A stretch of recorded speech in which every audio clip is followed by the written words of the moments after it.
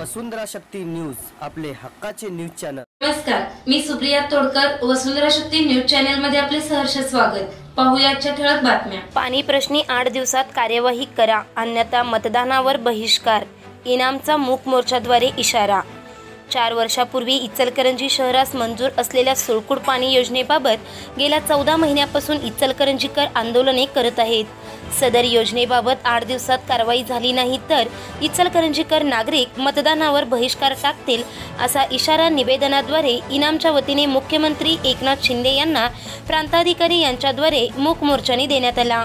इचलकरंजी शहरास मंजूर असलेली सुळकूट पाणी योजनेची अंमलबजावणी व्हावी याकरिता वेगवेगळी आंदोलने होत असताना गतिमान शासन उदासीन का आहे?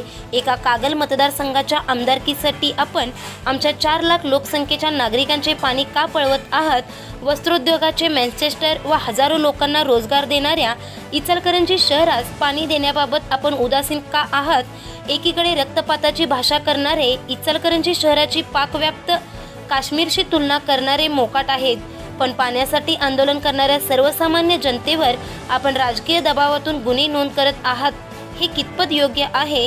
असे प्रश्न निवेदनाद्वारे उपस्थित करत इचलकरंजी शहरास पाणी न देणाऱ्या व पाणी मागणाऱ्यांवर गुन्हे नोंद करणाऱ्या शासनाचा आम्ही मूक मोर्चाद्वारे जाहीर निषेध व्यक्त करण्यात आला।